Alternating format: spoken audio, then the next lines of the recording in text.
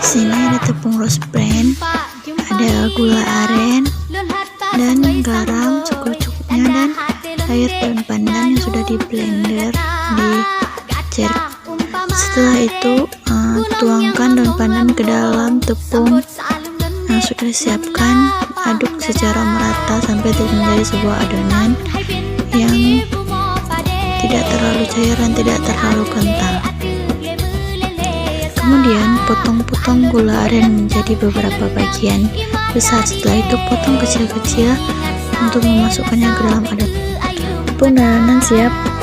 Kemudian adonan tersebut diletakkan gula aren di bagian tengahnya dengan cara dicubit menggunakan tangan, lalu dibuatkan kembali dan diputar-putar menggunakan tangan sehingga bentuk bulat. Siapkan air mendidih, lalu letakkan adonannya ke dalam air yang mendidih tersebut hingga beberapa menit, hingga ia menunjukkan warna kehijauan dan ia akan bangun satu persatu.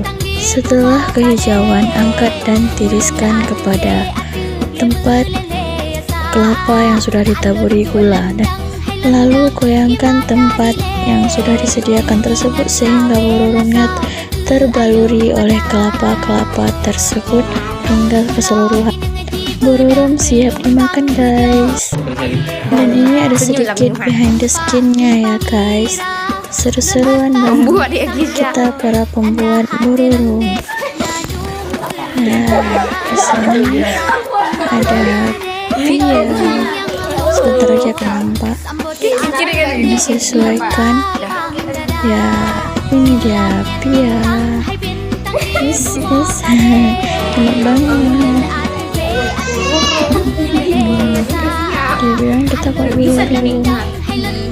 Ya, bangga.